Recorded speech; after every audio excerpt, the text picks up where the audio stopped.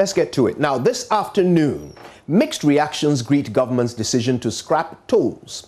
While motorists and residents praise government for easing traffic, some hawkers who would have been cashing in on the congestion at toll booths are up in arms as they demand financial incentives to help cushion the impact on their businesses. We will hear from them shortly, but first, listen to the Finance Minister Ken Ofori-Atta on the floor of Parliament yesterday making the announcement during the 2022 budget presentation.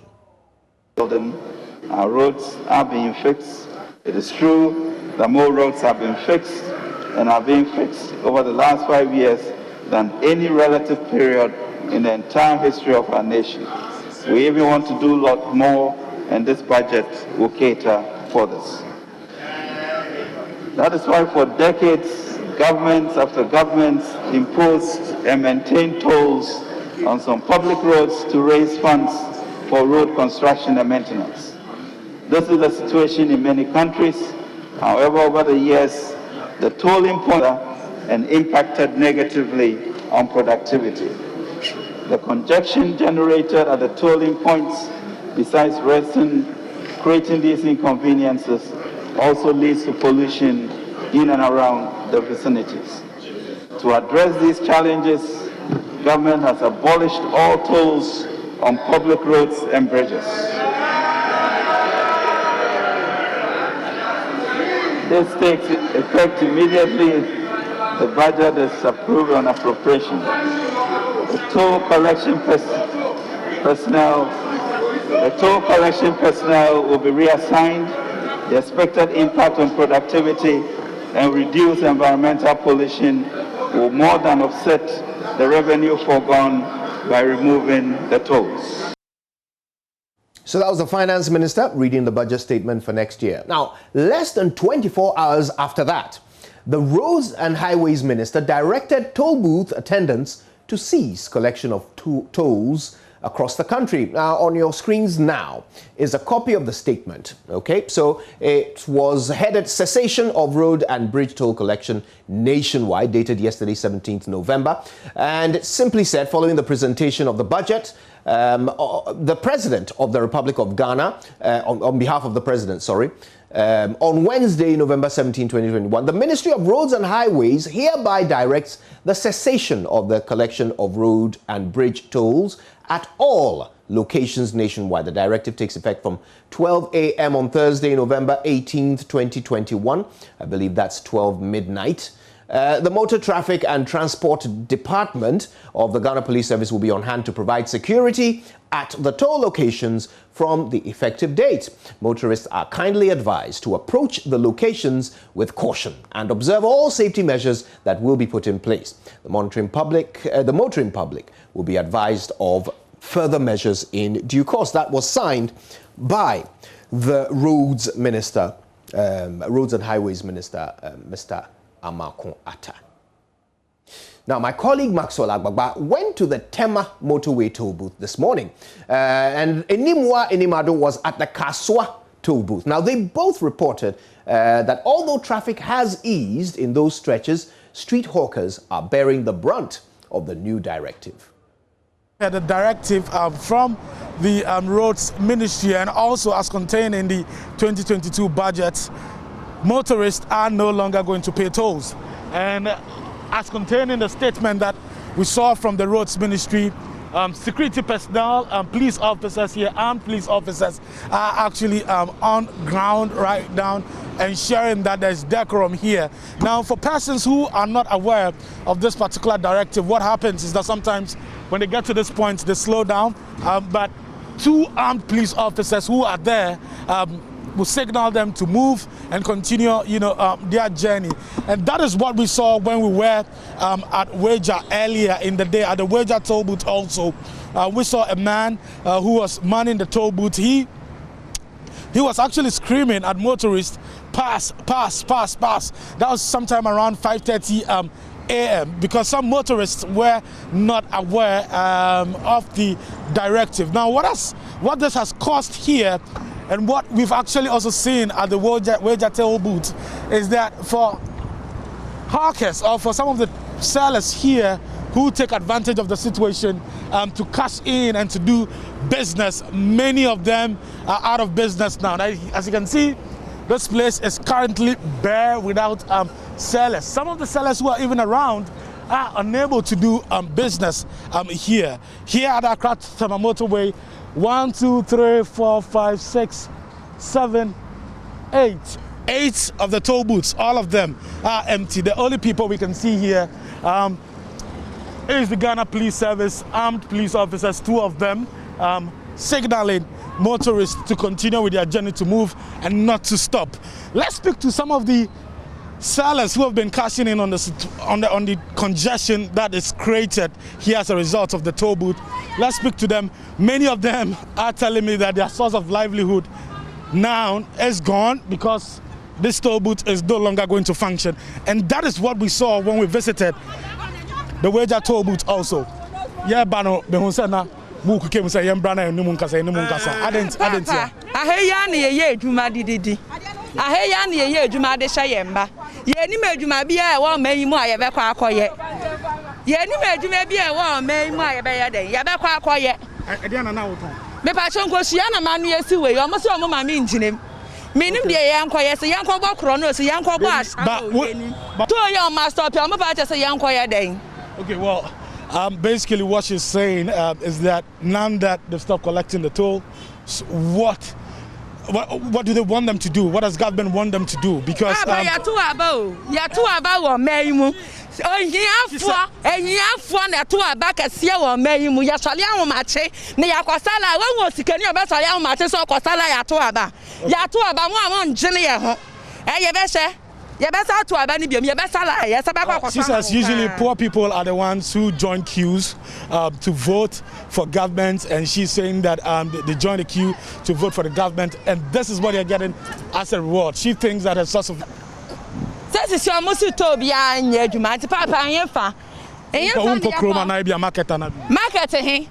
because I'm register me kitanta for me no says blam enya den. Well, she says she has twins. She cannot go to the market to sell, and she doesn't know what to do basically, and that's the concern she's raising. And her story mirrors what many of the people here are saying.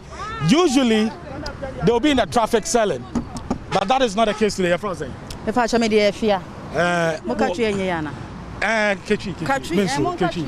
Now, in the affect you, say. Bibia Muntese, Abraboni, Munaya Haya. What's here? It's none and I could for their query Musabia back when you mukakra. Now we are quite the chamber, almost on my Medjala and Mukramanja, because Carlos Solan the channel, yes, it's me, Tom Bibi, and my and Sakoyan says, I lie into your best out of Bibi. Okay, well, what she's saying is that they make money when there's congestion here, and that's how they sell to the people who are in the vehicles and the cars paying the toll. Now that the toll booth is no longer going to function, she doesn't know how they're going to survive. Yeah, that's it. Well,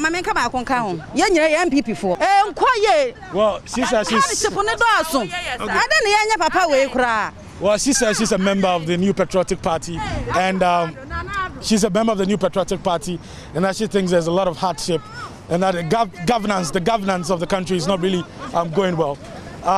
More of them want to talk to us. At this point, it is very difficult to speak to the motorists because many of them are going beyond 60 kilometers per hour because there's no congestion created here. There's no congestion here. You can see that police officer standing there signaling the vehicles to move. And that is what is happening here. You shall hear, right? Yeah, Jennifer, planter company, our Tama community one. Into the plantain black boys and no matter no traffic. Yeah. Weekends no much Yamika. 6 years, one thing that you'll be an Konya school between Benjuma yet. The 6 years was up with some million to do to best in your child a light bay. Right now, I have to take you away from that riveting report to tell you what's happening now. We're going across to Parliament, where the minority is pushing for Roads and Highways Minister Kwesi Amwakwata to be hauled before the House over his decision to halt the collection of tolls even before Parliament approves the 2022 budget. They argue that the minister breached the Constitution Right now, it is Mr. Arnaud Dompre, Majority Chief Whip, who is holding a press conference. Let's take you there live to hear from him. What has been happening in this country when the budget is read and the knee-jerk reaction from sections of the public, identifiable groups and all that. So we think that the minister acted in good faith. And when you heard the first deputy speaker who says that, okay, we are the makers of the law. The executive enforced the law. So probably, I'm just hazarding a guess, probably the speaker should have probably made a referral. And then whichever committee reasonably in this context, maybe the roads committee, would have engaged the minister further, then things would have come up more for us to appreciate. We think that the minister acted in good faith to avert a chaotic situation, and that needs to be respected. So the current ruling by the speaker may take us back, but I believe that the Ghanaian people will act logically and reasonably. In the face of what we said, I think it will be fair for anybody to ask, okay, so what about the case of the law students, where the speaker directed? And the distinction here is clear. If you recall, the matter related to the law student, there was a resolution by the House. There was a prior resolution by the House. So the ruling of the speaker in that context carried the resolution of the House. It wasn't the speaker exercising excessive powers. So we think that the speaker is my very good friend. I respect him a lot. I know after this we will engage further, but we think that the speaker erred, and we must put matters in proper context. The minister acted to avert a chaotic situation. And in that broader spirit, all of you we are all Ghanaians. We know what happens after a budget is read. In the broader context, we should be able to appreciate the reasonable efforts and actions that were taken by the minister to avert a chaotic situation. I thank you very much. One question. You make the case that the minister acted in good faith because he picked up intelligence. There was chaos at the various tools. But when you look at the statement as released by the minister, it was silence on that as to whether or not indeed there was chaos at these, 2 weeks.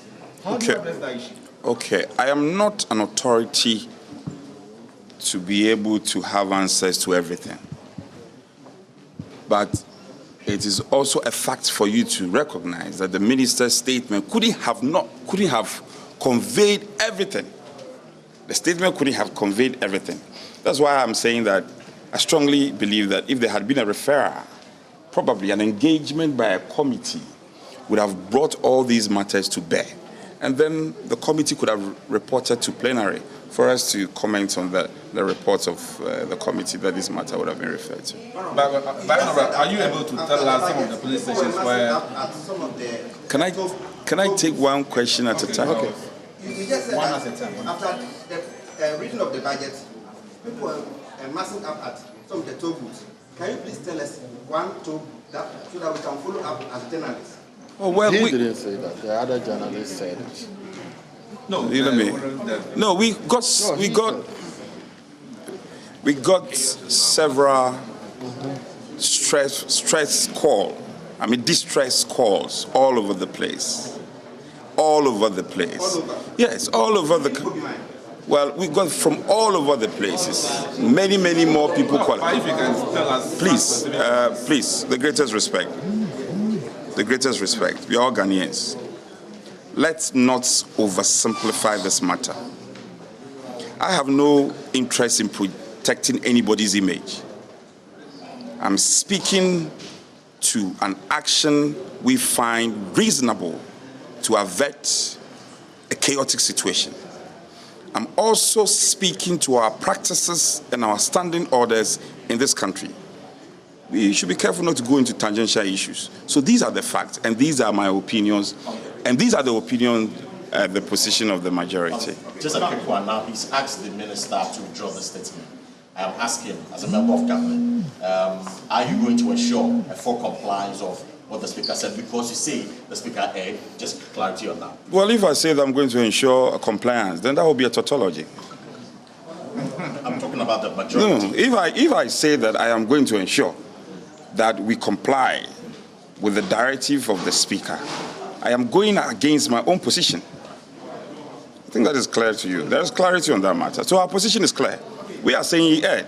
So for you to ask me that I am going to ensure they comply, that's another matter. Does it mean the majority is going to challenge whether or not the Speaker has the power to direct a minister to take a decision? I think he may be. Let me finish answering my question. Because we've been in this house, we've seen speakers direct ministers to appear before the house.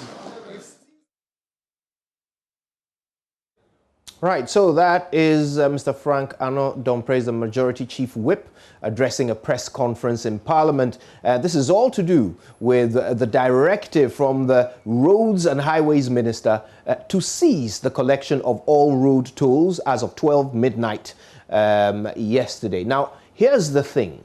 Of course, the Majority Chief Whip is responding to the claims by the minority that the roads minister should have sought permission of Parliament before making such a decision, because this is a toll that was approved by Parliament.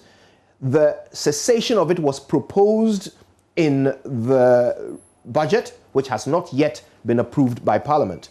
But Mr. Frank Ano Domprez there responding to questions from the press. We joined them halfway through, and what we did catch him say was that the decision by the Roads Minister was in order. We're going to join our colleague, parliamentary correspondent Kwesi Parker-Wilson, now to get more detail about the position of Mr. Frank Ano Domprez. Kwesi, if you can hear me, walk us through it. What did we miss, and what's the general point he's making? So the point the Majority Chief Whip is making this afternoon is that the Speaker erred in directing the Roads and Highways Minister to withdraw the statement announcing the cessation of road tolls across the country.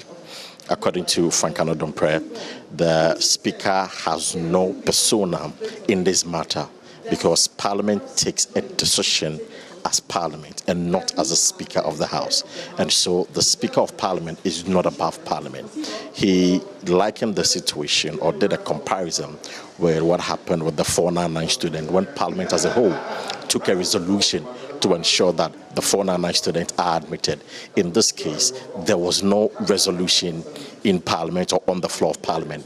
And so the Speaker does not have the authority to direct the Roads and Highways Minister to withdraw the statement. And that has been the point made by Frank Ano Domprez, who is the Majority Chief Whip. So I asked him a very direct question that based on his position on this matter, and the Speaker has ruled, would there be compliance? Well, he tells me if he says there will be a compliance, what it means is that he'll be going against his position. So what we know for now is that the minister, perhaps the majority, may not or will not ask the minister to comply with the directive of the Speaker. So they say that there are ways of challenging the Speaker's ruling, so they would, consider what to do next. But for now, their position is clear that the Speaker erred in directing the Roads and Highways Minister to withdraw that statement. And Kojo, this actually started with the minority leader Haruna Iddrisu, who made a statement on the floor of Parliament that the minister disrespected the House and undermined the authority of Parliament because he's not close with the powers to ask for the cessation of road tolls. And in fact, the process itself was challenged by the majority leader, so you have to come back, withdraw, and come back again and make the point. Now, a few debates went on the floor of Parliament where members on the minority side all agreed that the roads minister erred or disrespected Parliament, and so he does not have the legal basis to ask for a cessation of the road tolls. The majority on the other side disagrees. The point they make is that the minister perhaps may have misapplied the law, but that cannot constitute a disrespect of Parliament or undermining the authorities of Parliament. So perhaps it is possible that they can invite the minister to the floor of the House and provide reasons for asking for the cessation of road tolls. So that was the conversation. So the Speaker, after listening to both sides of the House argue for and against the statement by the minority leader, then directed that based on the debate and the comment that have come up so far, he is asking or directing the roads minister to withdraw that statement with immediate effect, because in law, you have to come to Parliament and seek amendment. In law, the minister does not have the right and the power to make any kind of directive which contravenes an operation of Parliament. And so this has been the back and forth with the majority and minority. And just a while ago, we witnessed the majority chief whip, Frank Anodompe, making the point again that the Speaker erred in his directive. So obviously, I suppose now at this point, the next move lies in the hands of the minority or perhaps the Speaker, if they would wish to address this claim by the majority. But they say they're going to follow processes to contest the ruling by the Speaker. Thank you very much, Kwesi Parker-Wilson, for that update. And of course, we'll be learning more as that particular issue continues to evolve in Parliament. It's the pulse. There's more to come. Just stay with us. On the other side of these messages from our partners, lots and lots of stories on your favorite afternoon roundup show.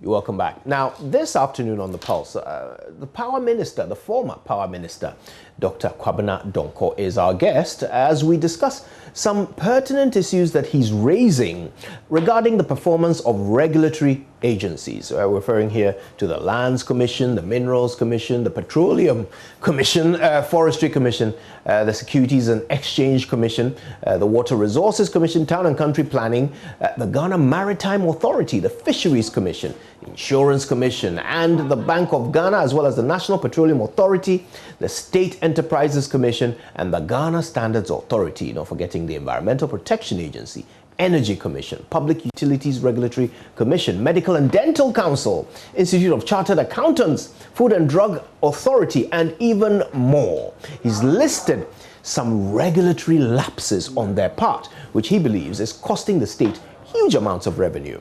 One of them is the National Petroleum Authority, which he says has been lackadaisical about ensuring that oil marketing companies pay to government taxes that they collect from the public.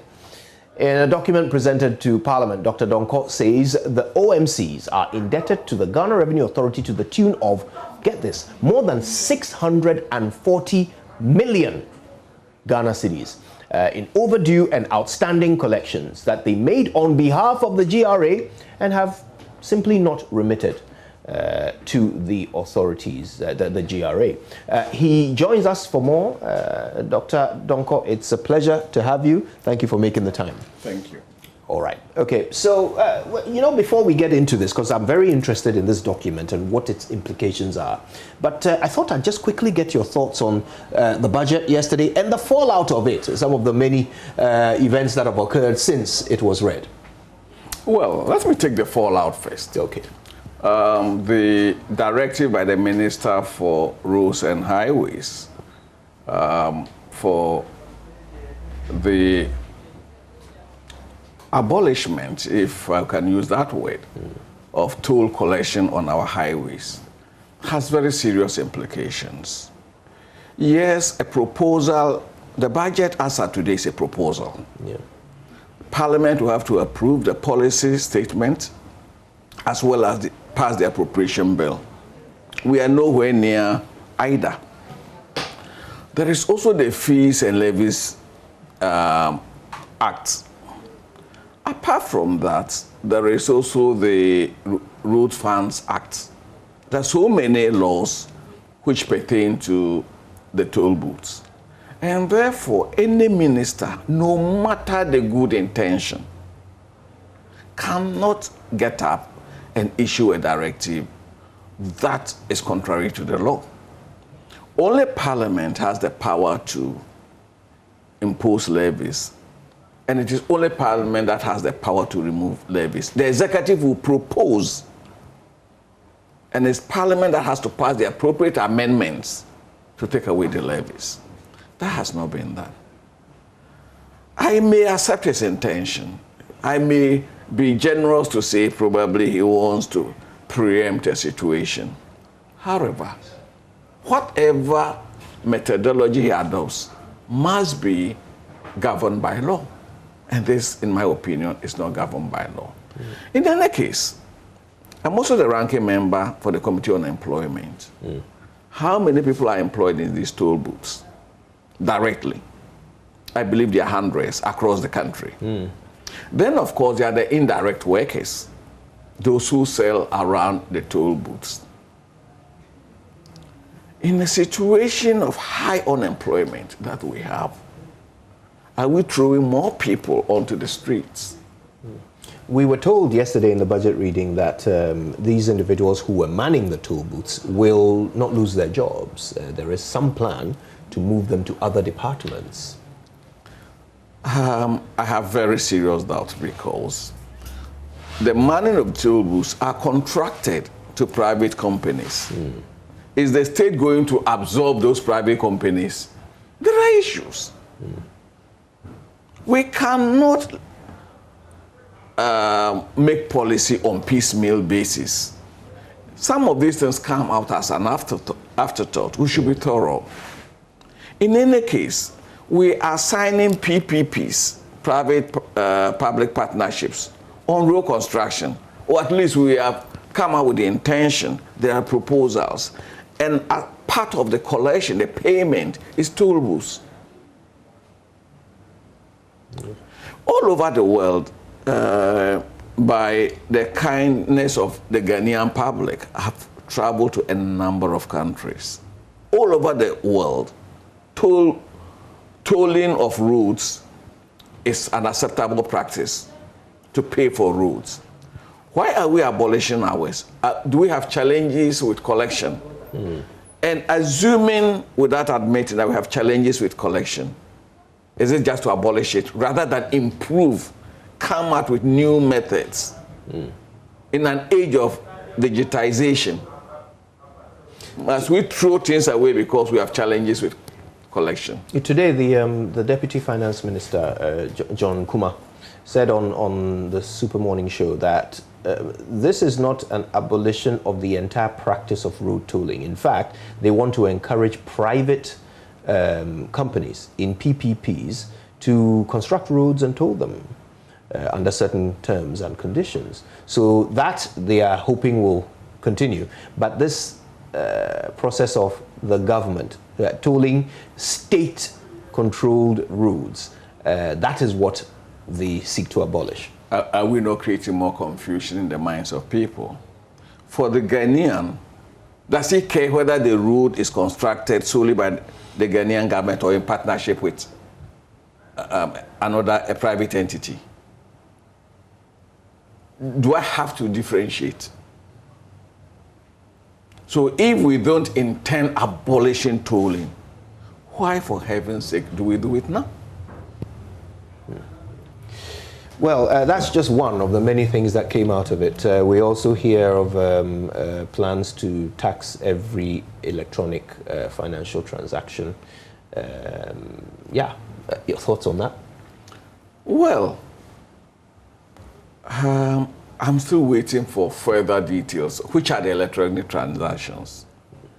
If you are filing your tax returns, with the new policies they're bringing out, you can do it electronically. Apparently those are exempt according to the same Deputy Finance Minister we spoke to this morning.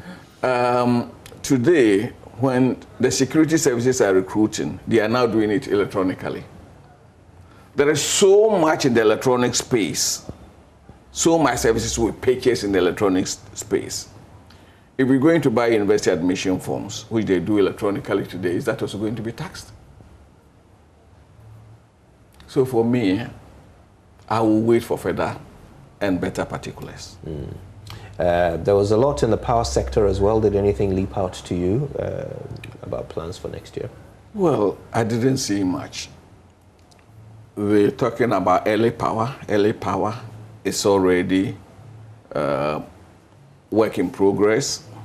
They're talking about 128 communities being connected. It's already work in progress. I didn't see anything new other than the regular, the normal. I wanted to see some new creative thinking. I didn't see that. Okay, so I know that in your time there were some IPPs signed. Government is planning to spend about $1 billion US dollars in payments to these IPPs. Any thoughts? Well, we have contracts. They are generating. We have a responsibility to pay them. Are they all generating? We are told that some of them are surplus to our requirements. You were all here when the Minister for Energy said there is the need to add on to our generation, that we need to expand generation in order to uptake the new opportunities ahead of us. So how can they be surplus to requirements?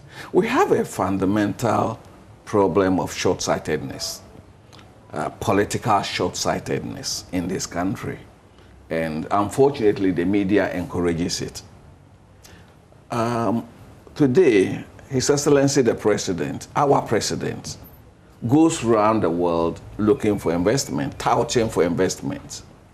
If somebody wants to come and set up a steel plant in Ghana, that person is not going to wait for 3 years for us to set up a thermal plant to have the power for him. There must always be some power available for expansion, for industrial growth, for new investment. The question we have not addressed as a people is how do we pay for that power? That should really be the discussion.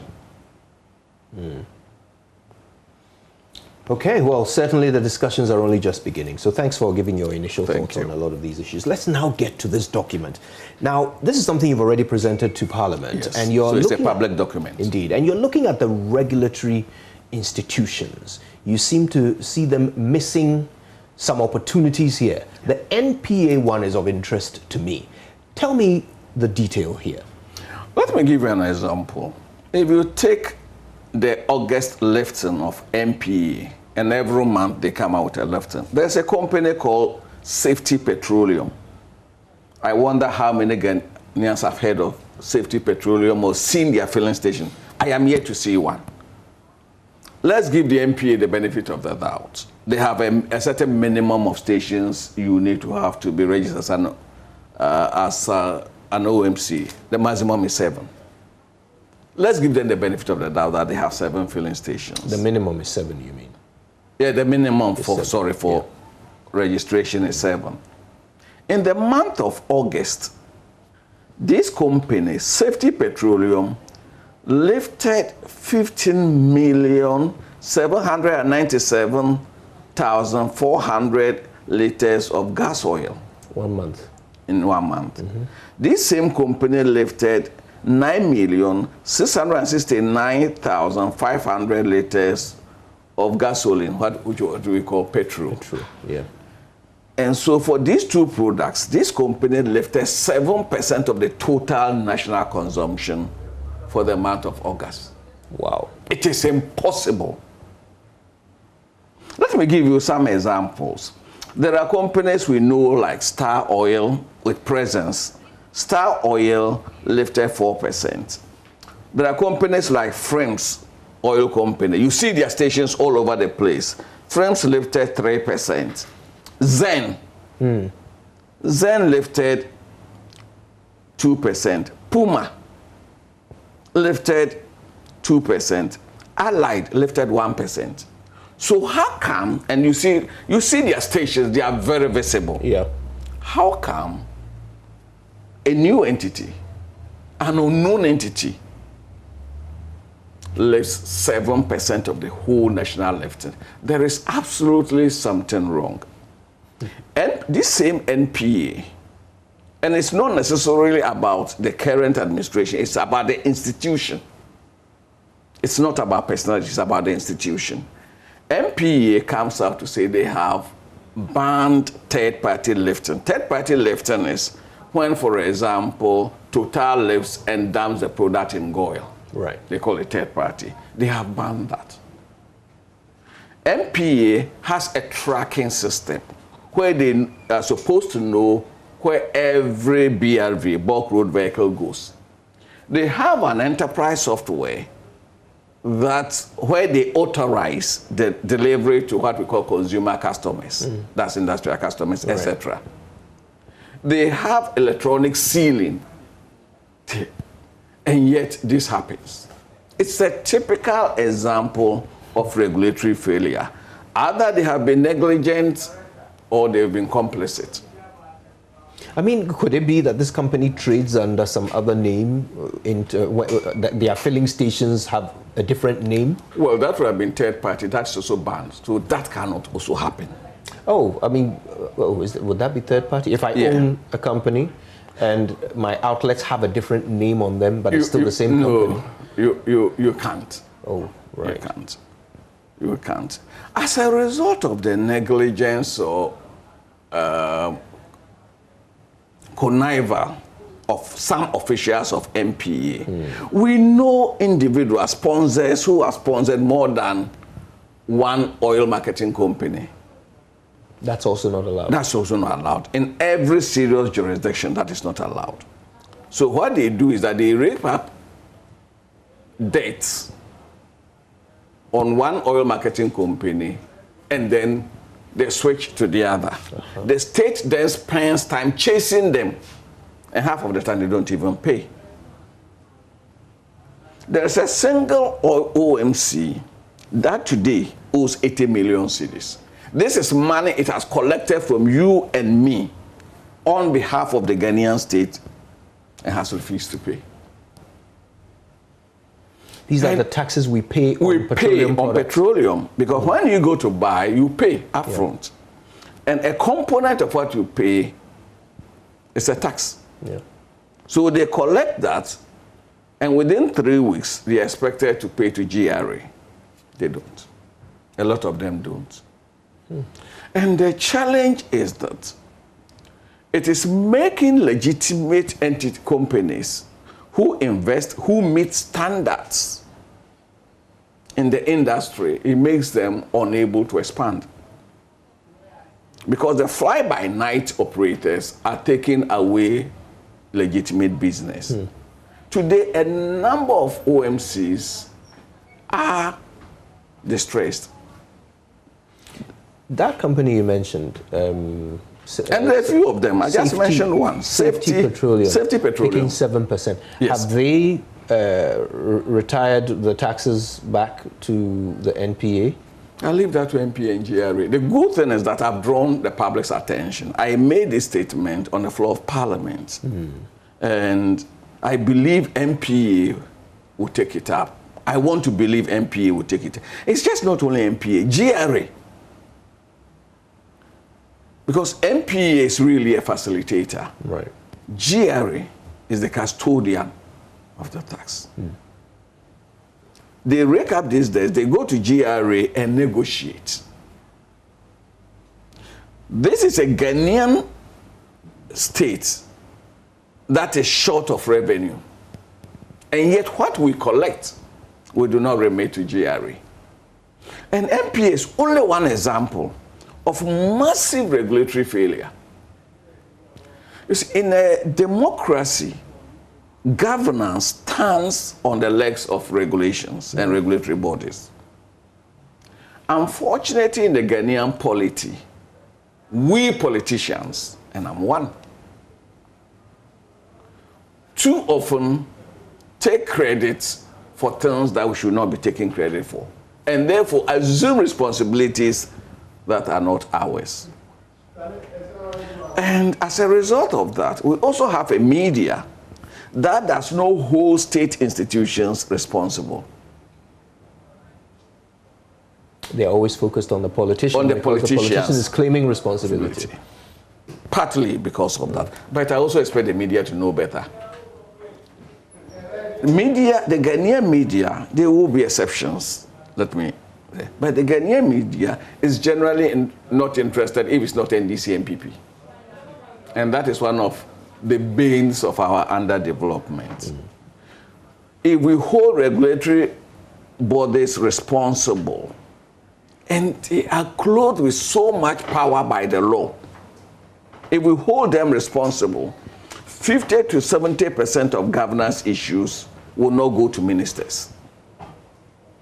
They are clothed with so much power.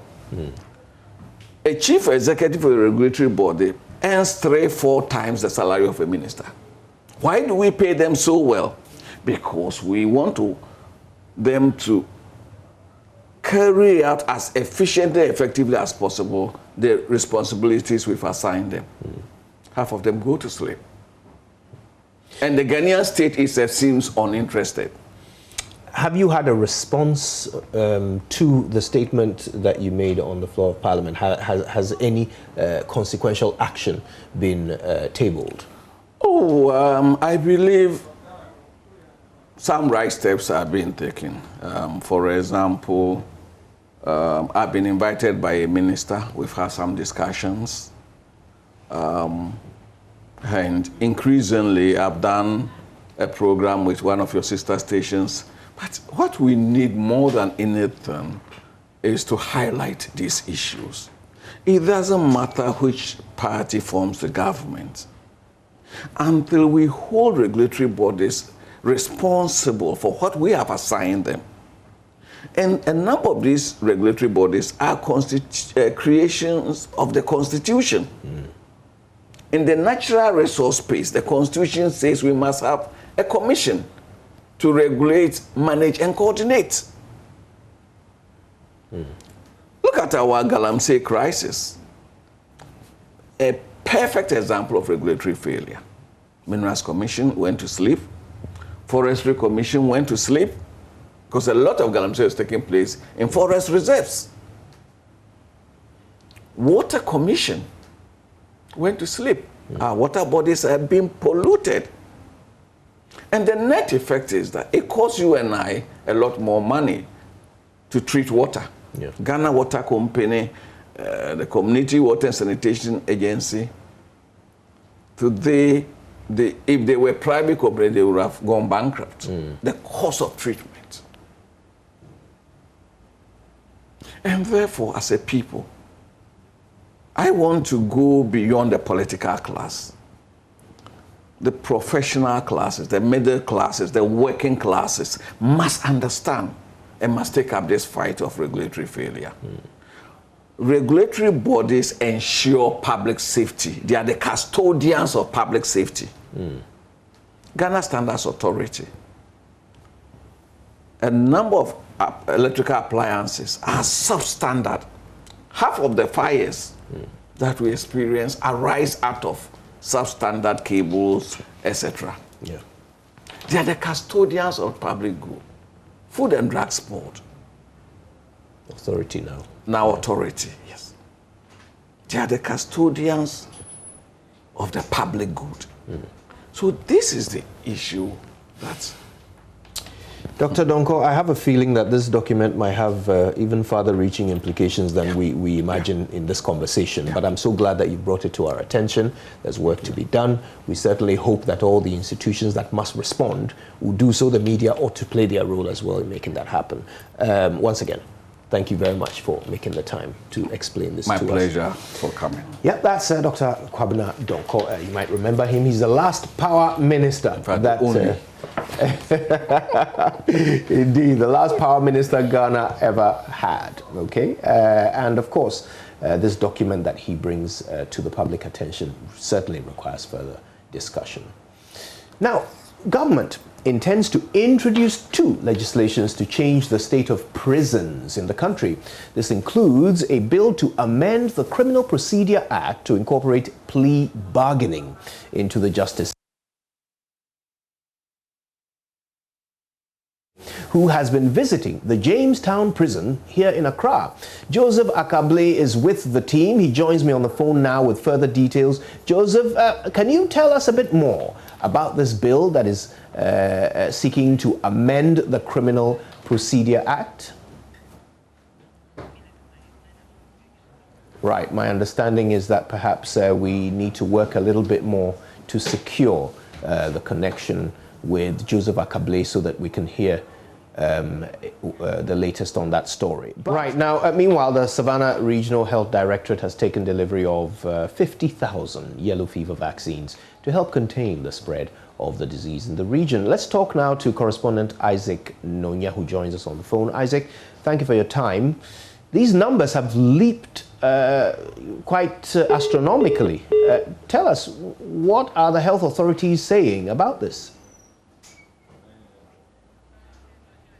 Right, it would appear we've lost Isaac Nonya, but we have a little bit more on the vaccines. Yeah, can we hear more from Nonya on the vaccines? To the medical director of West Gonja Hospital, Dr. Jonathan Wadeji Abesu, since the outbreak, the facility has admitted 29 patients and discharged 10, with 19 others, mostly nomads and farmers, still on admission. And since the inception of this presumptive yellow fever cases, we have admitted 29 so far. 10 of them have been discharged, 19 of them are currently on admission, and we still have 3 of them who are critically ill. They are all children, they're critically ill patients. When they were, how was their conditions when they were brought in? Many of our patients are actually reporting late. That was from the beginning. And then they came in with coagulopathy, like bleeding, setting. Right, let's reconnect with Isaac Nonya. He joins us on the phone now. Isaac, the numbers have leaped forward quite dramatically. What are the health authorities saying about this?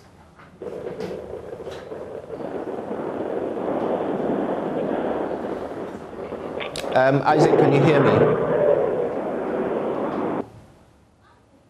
Right, we must apologize for the difficulty in connecting with Isaac Nonya there. Isaac, are you on the line? I don't have one, but I didn't hear him.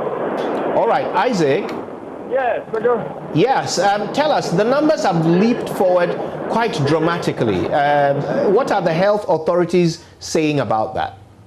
Well, the express of disquiet about the fact that areas that are targeted to affected are hard to reach, and even when they reach those areas, they will not meet the affected people who are most of the time herdsmen and then farmers. If you look at the past 3 days, the regional director has dispatched clinical teams to most of the affected areas, and according to them, whenever they get there, they will meet these people who they will examine and then take those who are not well back to the hospital. So what they're doing is that as of yesterday, they moved to one of the communities called Achiriboyam, where they cited one Umar Samaru and his son, who eyes looked very yellowish, and they were forcefully taken to the regional directorate, later sent for admission at the West Gonja Hospital. So the situation is that people who are in the hard-to-reach areas, according to the health personnel, are not ready to leave their farm activities or whatever they're doing and to willingly go to the hospital for a checkup or for immunization. So that's the situation on the ground now. And that is why, as from the last week, admission was 10, later to 18, and 2 other people were brought in last night, bringing the number to 20 on admission. So Isaac, what is the plan to deal with this obstacle of people not willingly attending hospital? How are the health authorities planning to deal with this? Are they going to use community outreach? What's the plan? Which was already one of the measures that they put in place. But after now, based on what Dr. Franklin, the public health director said, they are going to intensify and use other means of like pickups and move deep into the communities early in the morning with the assistance of some of the people who are related to these people by the city, move them ahead of time to meet them before they move out to their farms or with their cattle into the bush. And that has started using results, because last night they were able to pick 2 of them who were, according to them, were very sick with their symptoms in the eyes, back to the hospital, and they're currently on our mission. Right. Now, 50,000 vaccines have been made available. Vaccines are not cures, and so they have to be directed in their delivery of them. Who are they targeting? Which groups of people are they targeting with these vaccines? Do we know? There are no specific groups. If we are talking about civilian group, we can look at farmers and then herdsmen. But in this case, two districts were affected initially, West Gonja and North Gonja. And this area, we have many of them who are nomads, herdsmen, and then farmers who are not necessarily nomads. But nomads are heavily affected because they live close to the mosquitoes and then the vector that infects the people. As we speak, there's one of the districts, Northeast Gonja. We are told 2 people were affected, and one is said to be a suspected case.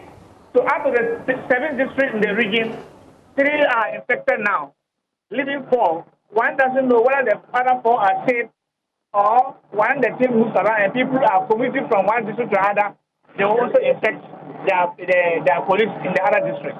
Right. Isaac, thank you very much for that update. We know you'll stay with this story for us.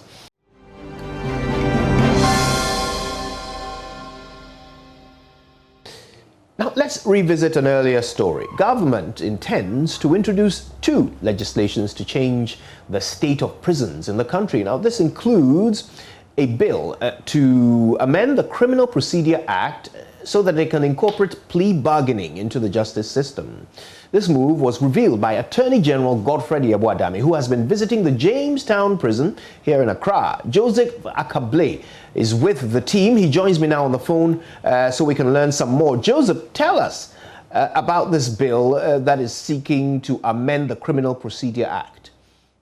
And so, Kojo, we are told that the first cabinet has approved this particular bill, and the changes that it seeks to make to the Criminal Procedure Act is to allow for plea bargaining. So, in the event that the state believes that someone has committed a crime, and there is an opportunity for the person to make amends through a refund of money or to perform some other act, then the state will opt for that rather than spend resources by way of time and human resource efforts to prosecute that individual and have the individual end up in court, which sometimes ends up in prison and not really being beneficial to the state. And so that is what they are seeking to do. But it says that this will not be applicable to all offenses because there are some offenses that the state considers to be very serious, like murder, kidnapping, treason, as well as rape and a couple of others, which it says this this introduction of plea bargaining will not be applicable to because those are offenses that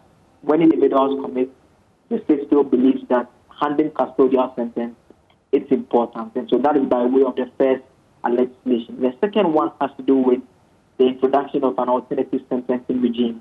I mean, over the years, we have heard people complain about the fact that you have individuals who are still planting, still goats, and they end up getting many years in terms of custodial sentence, where people make the case that if they had an alternate sentencing regime, like perhaps performing community service, either cleaning or collecting refuse in various parts of the country, would rather be more beneficial to the state than having such persons become a burden to the justice system by way of being in prison facilities that already are dealing with issues of congestion. And so he said that is another bill that is being discussed with various stakeholders, and the expectation is that when these 2 bills go through the whole process and are passed eventually, they will greatly reduce the congestion in the prisons that we are told already stands at some 30%.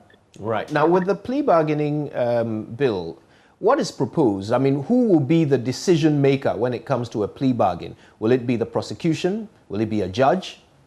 Effectively, that will be a decision that will be taken by the Attorney General, and he explains that under 288, the Attorney General is the principal legal advisor for government and also defense government in all civil and criminal matters. And so the AG should be entrusted with the power to make that determination of whether entering into such an agreement will be in the interest of the state or not.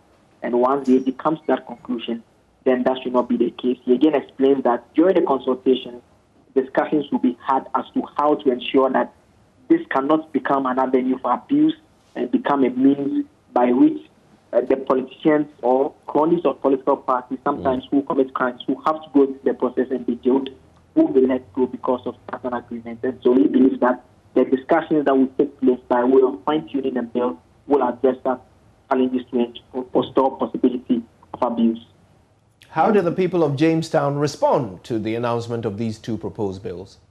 In fact, the handlers of the prison facility are quite excited about it. And the point they make is that congestion is of a major concern. And they say that in terms of the Justice for All program that has been rolled out since 2007, it has drastically reduced the intake in various prisons, including the Jamestown prison, so as well as the Senior Correctional Center. And so they are hopeful that once this is done eventually, that could minimize the pressure on such prison facilities. So this was all because the Attorney General visited Jamestown Prison. Do we know the reason for this visit? And so it forms part of efforts that he says are geared at improving the justice delivery system in the country generally. And so since taking office, he's been paying a number of visits to various facilities.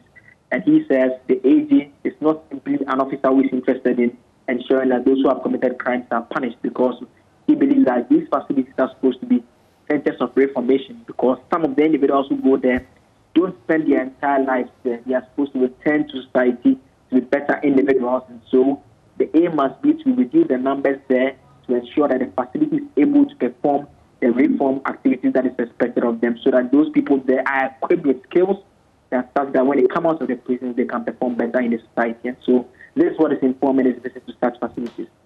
Joseph Akable, thank you for being there for us. We appreciate it.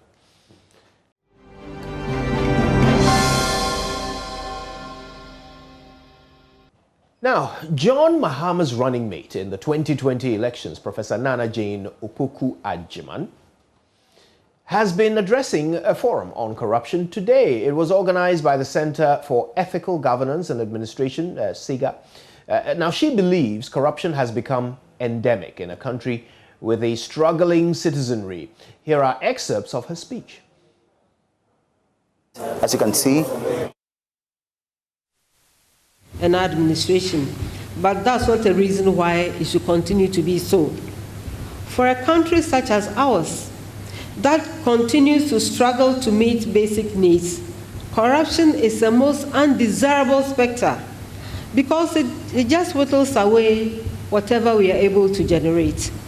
It is an insidious stumbling block to the well-being of all of us, especially to the vulnerable.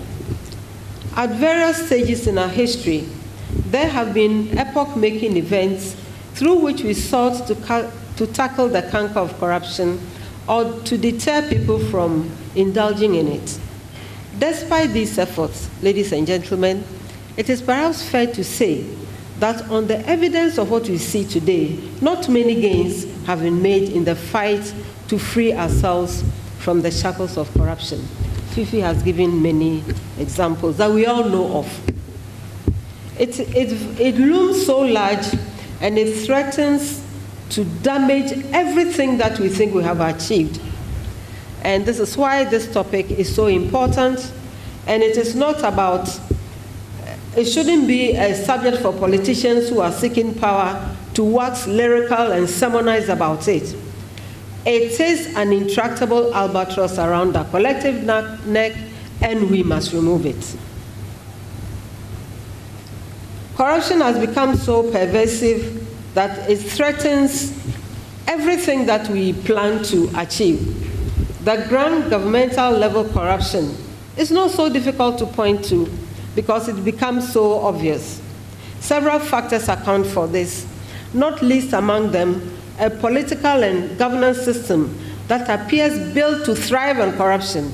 And I'm glad about the references you made in law about proving and so on. It's as if it is something that we are just guarding jealously, lest it will break. This is something we must get rid of. And if it is a law that must be changed to change the perception of even the people we train, then so be it. So this is something that perhaps must inform the review of courses in some of our institutions. We know that it has not been all gloomy in the fight. Throughout our history, there have been moments when we seem to have hit the right chord with the right leadership, possessing the right attitude, an approach to overcome corruption or minimize it. But then there have been times when we have completely relapsed into a more serious return of the problem. The present situation counts among the worst we have seen and the worst we have been on this old journey of getting rid of corruption. And I think, was it Samson or so, who used the example of somebody who had a certain amount and after 2 years had how many times over? This is enough evidence. What else does anybody need? And what has happened? When that doesn't happen, what message do we send to others? Because the flowery rhetoric that have made many to believe that the public purse was going to be beyond the reach of those who coveted it for illicit personal gain is not really true. At least that was the commitment that was made to the people of Ghana. No sooner had those promises been made to get into power than it became clear that there was a transparent mismatch between the rhetoric and actual deeds. Instead of protecting the public purse and ensuring the utilization of same for the greater public good, this purse has been subjected to unacceptable abuse. So all these things, issues of corruption, have come in thick and fast, depriving us of the minimum things that we even need to work with. It is one thing that government officials engage in corruption and get away with it because of weak accountability systems. And it becomes rather unsettling when the personal examples of the leaders at the highest levels offer little worth emulating, offer little worth by way of reducing or encouraging all of us to come down the ladder of corruption. This should not be the case of racing gold, blaming iron for same. If at the highest levels of leadership, nepotism is seen or deemed to be acceptable, the misuse of the very scarce public resources become routine. How do those serving at the pleasure of leadership feel deterred from taking part in the scramble for what should have been our national resources? To fight corruption effectively, leaders must lead by example. Leaders must be able to crack the whip when necessary. Being difficult cannot be an excuse. The situation is made much worse when those abusing the public purse do not find it enough to help themselves to the fruits of our collective sweat, but also find it necessary to weaken those state institutions that could have offered the semblance even of that of a shield against their excesses. We have only recently borne witness to the removal of an Auditor General who gained acclaim for his vigilant efforts to hold public officials accountable for their mishandling of government funds because he took the fight too close to the doorstep of power. What example does this set? We have also seen a special prosecutor resign after what he says was an effort to obstruct his work in order to protect. That was the vice presidential candidate in the 2020 elections for the NDC, Professor Nana Jane Opoku-Agyeman. Now, also at this event was private legal practitioner Samson Ladi Anyenini, who condemned what he believes to be the inaction on the part of the state in dealing with corruption. And we know the cases, so to speak. Corruption is such a serious issue in Ghana. It has dominated perception surveys and public advocacy, especially by anti-corruption civil society organizations. We know of the civil society organizations such as Ghana's version of the Transparency International, the GII, Ghana Integrity Initiative, the CDD and its Afrobarometer survey that it does, the Ghana Anti-Corruption Coalition, and several individuals. We are also aware of Transparency International's work that affects and reflects our country.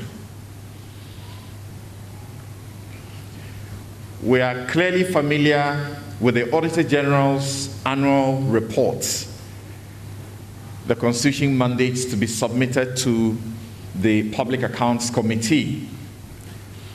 And every year, we read, plainly speaking, the deliberate theft of the state purse that is riddled in the Auditor General's reports. Very unfortunately, through the fight by Occupy Ghana, the Supreme Court empowered the Auditor General to be able to surcharge and disallow when these misfeasance happen. The one Auditor General who was lucky to come into office at a time when this legal victory was won, and who started to implement it fiercely, has been sacrificed. The current Auditor General, unfortunately, is disinterested in the power, the awesome power of surcharge and disallowance that has been handed him by law and by the confirmation of the Supreme Court. The reason I decide to emphasize that at the start is that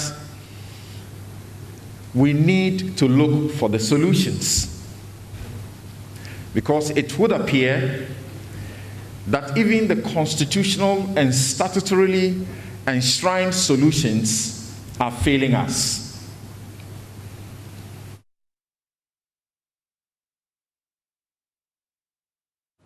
Samson Ladi Anyenuni speaking there. He, of course, is the host of Newsfile here on the Joy News channel.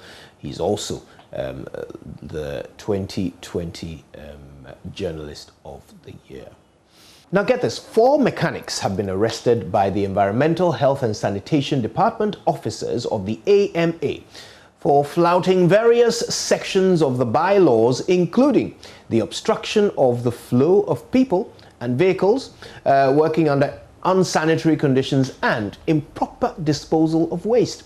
After several warnings, the officials locked up a dilapidated spraying oven, which they say compromises the air quality. Michael Papani Ashali was with the Joy Clean team and has the rest of the story. In the Mamprobi area, health officials have closed down a makeshift mechanic shop. The authorities say the pollutants from the shops is hazardous to the residents and is polluting the environment. After several warnings, this time, no amount of plea will save the shop. This is where they spray the cars, and this is a residential house.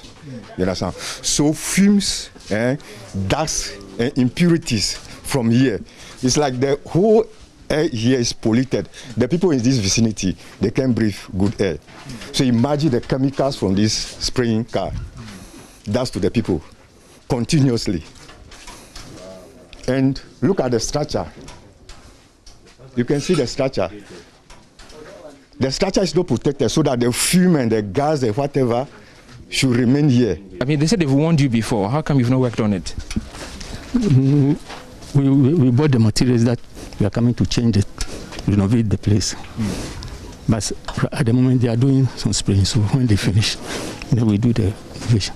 And the carpenter said maybe by this weekend he will come and do it. But we are going to.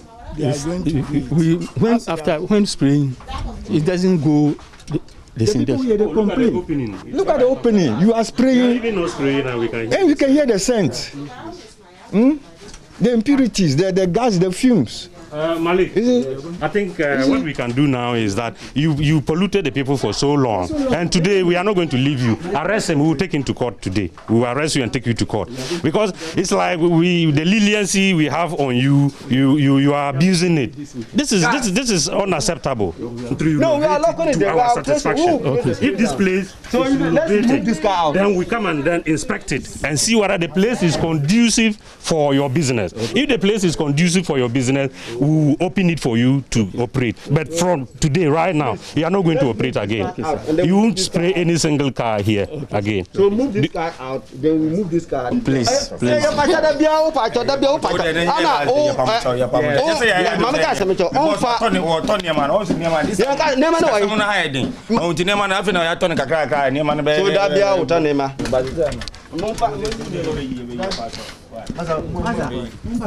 So the AMA will be closing down this makeshift oven. They say that they've given them warnings upon warnings, but that has not yielded to any tangible changes with this particular. You can see the structure from the roofing, the corrugated roofing that is now rusting. So yes, so you are seeing that activity in the background. They are closing down the oven.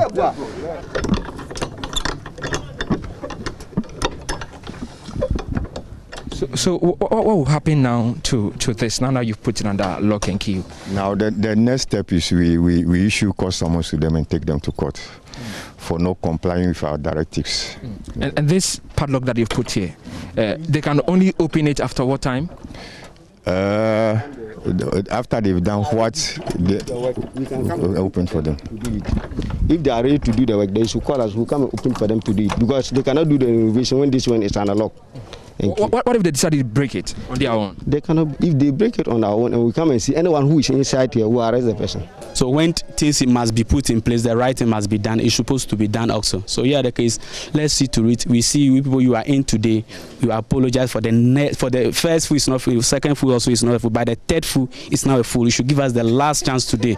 Some of the residents who spoke to JoyNews described the difficulties they have had to endure with the spraying shop right behind their window. They are thus relieved that the shop has been shut down. These people, they are worrying us well over 10 years now. And they have been here. The spray, the chemical used to come to our rooms. We cannot even sleep well. We smell it and we cough. We don't have any peace, even the noises and everything. And we have children here. So we are happy that you have come around. I want to believe that you reported this before. Have you complained to them themselves? We've told them, we've gone to AMA people, we've gone to these health people. We go everywhere. And maybe they will come there. They will tell us they will come. They come and invite them. At times they take them to court, then they will come back again. So you tell me that the AMA has been here before, but this time the AMA says it's closing it down. Is that any relief for you as a resident here? Yes, it will be relieved. Yeah, we have the fumes coming from that place, and after scratching the old paint from the vehicles, we have the dust all over the place, and mostly we get noise and then some disturbances. So if you're in the house, you cannot sleep. It disturbs our sleep a lot. And then secondly, they park the vehicles in our way coming home, so you cannot come in with any car or move out. 4 persons in all were arrested and is expected to be arraigned before court to answer for breaking the law. So what is going to happen to this crop of mechanics? We have issued a notice of abatement to them. Before then, we have issued several notices of abatement to them, but they failed to comply with those notices.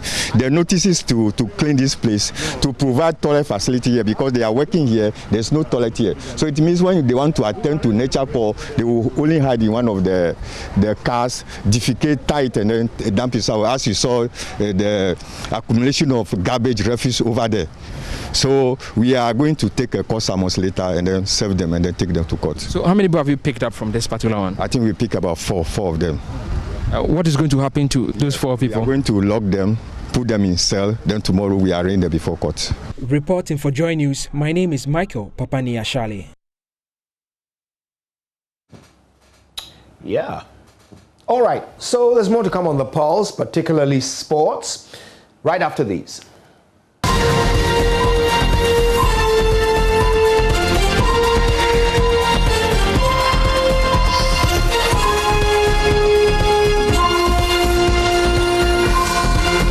Right now, just before we go, for the second time in the history of the NSMQ, Sogakope SHS has qualified to the quarterfinal stage of the competition. Now, they managed to win the contest against Sunyani SHS and Koforidua SHS with 43 points. Their first qualification to the quarterfinal stage of the competition was in 2015. But the Lower Volta University, as they call themselves, are hopeful of sustaining the gains made so far. The 2021 National Science and Maths Quiz is produced by Primetime Limited and sponsored by the Ghana Education Service in partnership with ABSA Ghana. Broadcast of the National Science and Maths Quiz on JoyNews is supported by Cowbell, our milk high in protein and vitamins, Papa's Pizza, taste it, love it, Ace Medical Insurance, the new face of health financing, Tampico, simply irresistible, DBS Industries Limited, we truly are your roof experts, ULesson, love learning, Kings Group Limited, set a standard, Dole Yogurt, more, I need more, and SmartSap. Check this out. It's our life with knowledge, pure and sacrifice are made, and my sweet love and faith to shine. We didn't do any special thing. The thing is, we are all students and we are all learning for a contest. So maybe they didn't learn well and we learned more than what they did and we won them. So we just showed to them what we can do. I would say it was a competitive one, even though we led throughout. So for now, we're just preparing them for the next contest. Nothing much to say. So far, we do not know the schools you are meeting in the next stage of the competition, but how confident are you? We are very confident. We know we will win this contest this year. Sure? Yeah, we are sure. We have names, big names in this particular contest, competition. Are you optimistic about what you're saying? Well, the name doesn't matter. We will surely win this. I tell you.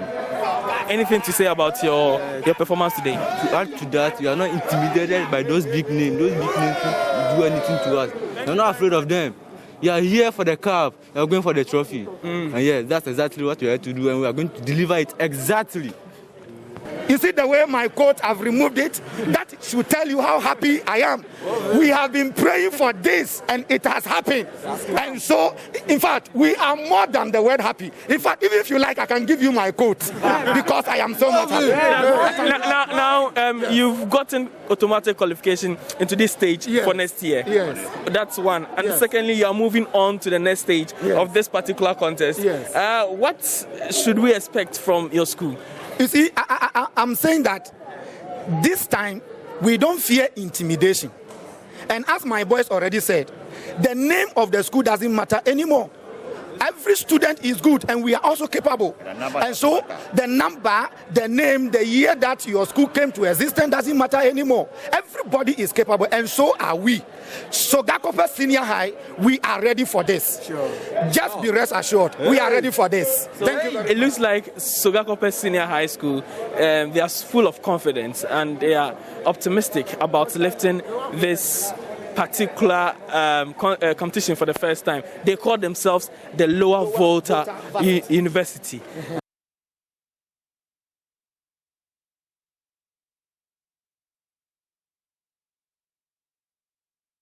Stay with us, we're back after this.